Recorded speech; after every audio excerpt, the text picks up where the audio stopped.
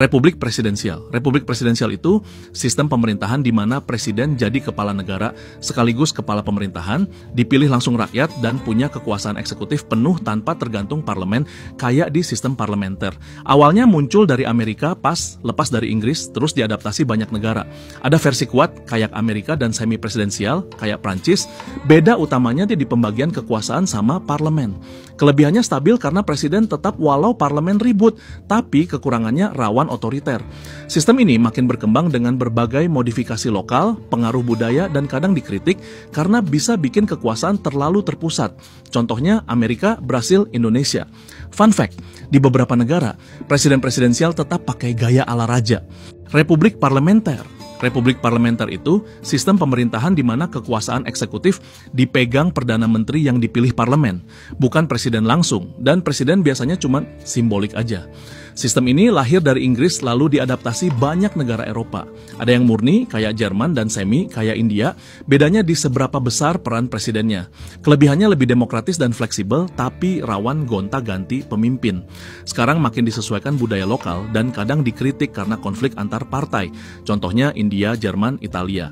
Fun fact, kadang presidennya nggak dikenal orang negaranya sendiri. Republik semi-presidensial. Republik semi-presidensial itu sistem campuran di mana ada presiden kuat yang dipilih rakyat dan perdana menteri yang ditunjuk parlemen. Jadi kekuasaan dibagi dua dan harus kerja bareng. Awalnya populer di Prancis pas era de Gaulle, lalu menyebar ke negara lain. Ada versi presidensial berat kayak Rusia dan parlementer berat kayak Prancis, tergantung siapa yang dominan. Kelebihannya fleksibel, tapi kalau presidennya beda arah sama parlemen, bisa ribut mulu. Sistem ini terus berevolusi biar cocok sama budaya lokal, tapi sering dikritik karena bingungin dan bisa bikin dua kepala tapi satu badan. Contohnya Prancis, Portugal, Sri Lanka. Fun fact, kadang Perdana Menterinya lebih sibuk tapi presidennya yang sering disorot kamera. Monarki konstitusional. Monarki konstitusional itu sistem kerajaan di mana raja atau ratu cuma simbol negara, kekuasaan nyatanya dipegang parlemen dan perdana menteri, jadi beda sama monarki absolut. Ini muncul dari Inggris setelah Revolusi Glorious, terus jadi model banyak negara.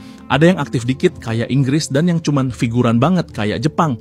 Kelebihannya stabil dan tradisional, tapi dikritik karena masih pakai sistem turun-temurun. Sekarang banyak berkembang tapi tetap jaga simbol budaya. Contohnya Inggris, Swedia, Jepang.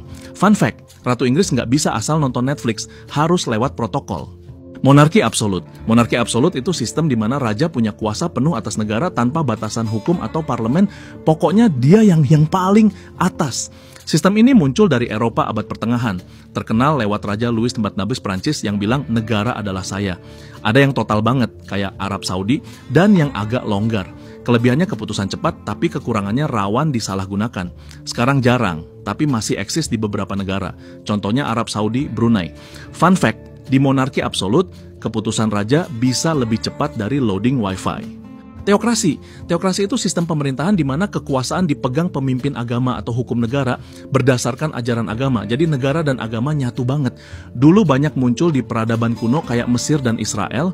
Sekarang bentuk modernnya bisa beda-beda. Ada yang total kayak Iran dan yang simbolik. Kelebihannya bisa jaga nilai moral versi agama, tapi rawan diskriminasi dan susah terima perbedaan. Sekarang makin dikritik karena nggak fleksibel di dunia modern. Contohnya Iran, Vatikan. Fun fact, di teokrasi kadang konstitusinya aja dianggap nggak sepenting kitab suci. Komunisme modern. Komunisme modern satu partai itu sistem di mana negara dikontrol penuh oleh satu partai komunis tanpa oposisi dengan ide utama semua milik bersama dan negara ngatur ekonomi. Berawal dari pemikiran Karl Marx terus jadi nyata lewat Uni Soviet dan Tiongkok. Ada yang keras banget kayak Korea Utara dan yang agak fleksibel kayak Tiongkok sekarang. Kelebihannya stabil dan bisa atur pembangunan cepat, tapi kekurangannya minim kebebasan dan rawan otoriter. Sekarang masih eksis tapi udah banyak adaptasi kapitalis. Contohnya Tiongkok, Vietnam, Korea Utara. Fun fact, di beberapa negara, satu partainya bisa lebih eksis dari boyband K-pop.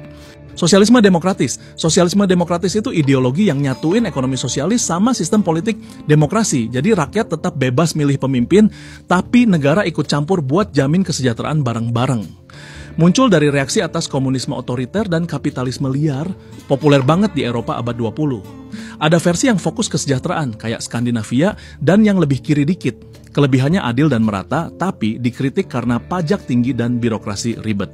Sekarang makin ngetren lagi di kalangan anak muda yang pengen sistem lebih manusiawi. Contohnya Swedia, Norwegia, Denmark. Fun fact, di sana kuliah dan rumah sakit bisa gratis, tapi beli burger bisa semahal skincare.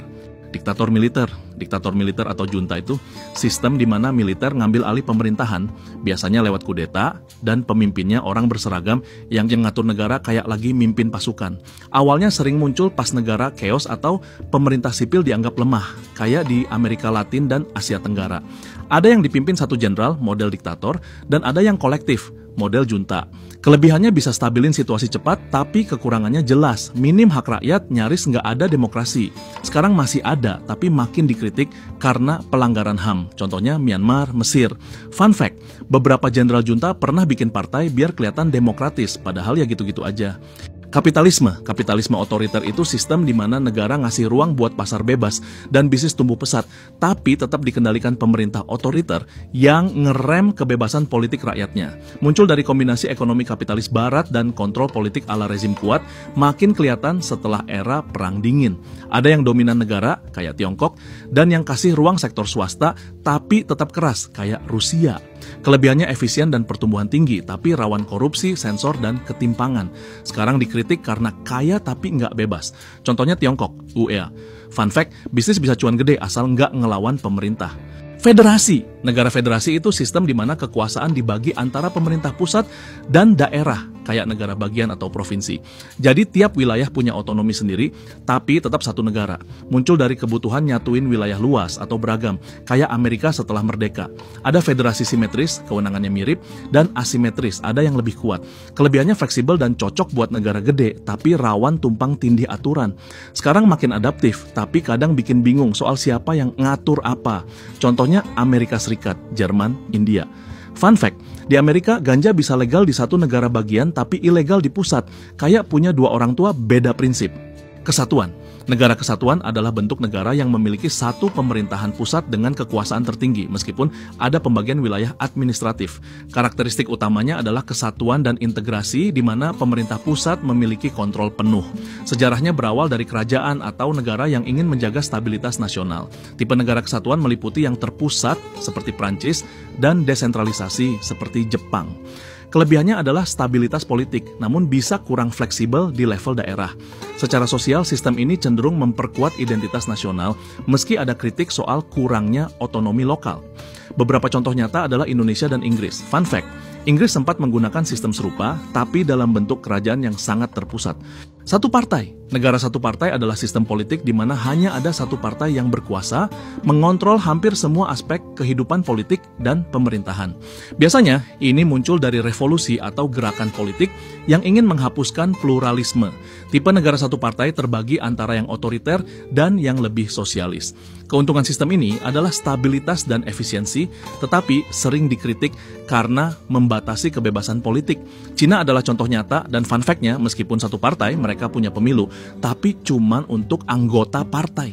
Multipartai. Negara multipartai adalah sistem di mana banyak partai politik ikut serta dalam pemilihan umum, memberikan lebih banyak pilihan bagi rakyat. Asalnya dari tradisi demokrasi yang mengutamakan keberagaman pendapat. Tipe negara multipartai terbagi antara sistem koalisi, seperti di Jerman, dan sistem mayoritas, seperti di India.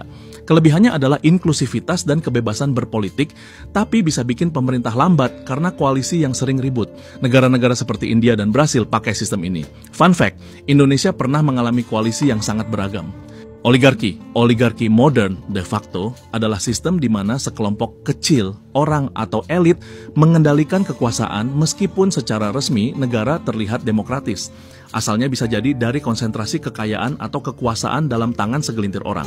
Tipe-tipe oligarki ini bisa berbentuk korporasi besar atau keluarga kaya yang mempengaruhi politik. Kelebihannya adalah stabilitas ekonomi, tapi sering dikritik karena menambah ketimpangan sosial. Contohnya Amerika Serikat dan Rusia. Fun fact, beberapa pengusaha besar bahkan lebih berpengaruh daripada politisi di beberapa negara. Mikroreligius. Negara mikroreligius adalah negara kecil yang diatur berdasarkan prinsip atau ajaran agama tertentu. Biasanya negara ini punya wilayah sangat terbatas dan menjadi pusat spiritual bagi penganut agama tersebut. Asalnya sering berhubungan dengan perkembangan agama besar atau tempat ziarah. Kelebihannya adalah kesatuan agama dan budaya, tapi sering terjebak dalam keterbatasan sosial dan politik. Contohnya adalah Vatikan dan Monaco. Fun fact, Vatikan meski kecil punya pengaruh besar dalam politik dunia.